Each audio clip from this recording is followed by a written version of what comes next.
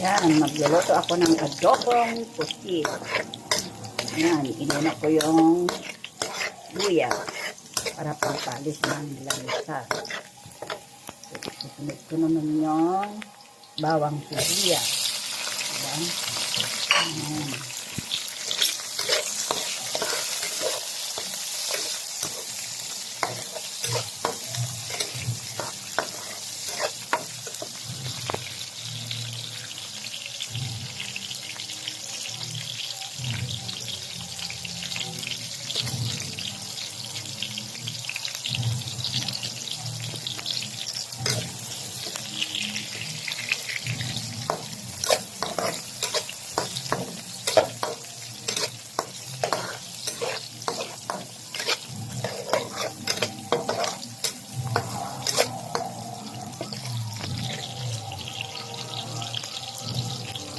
Ito naman yung pusit.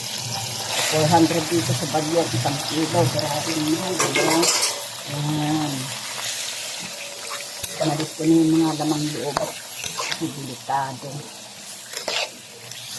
Kailangan malinis. Tapos, ilamas-lamas ko pa yan ng asin.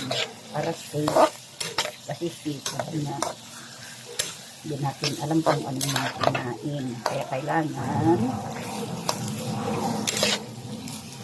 yan, diba?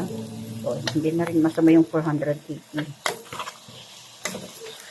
Kaysa naman mag-order pa sa restaurant, hindi na masyadong mahal. Yan. Tapos, lalagyan ko ito ng toyo. Asukal. At saka suka. Kasi adobong pusit na. Yan. Okay. Thank you.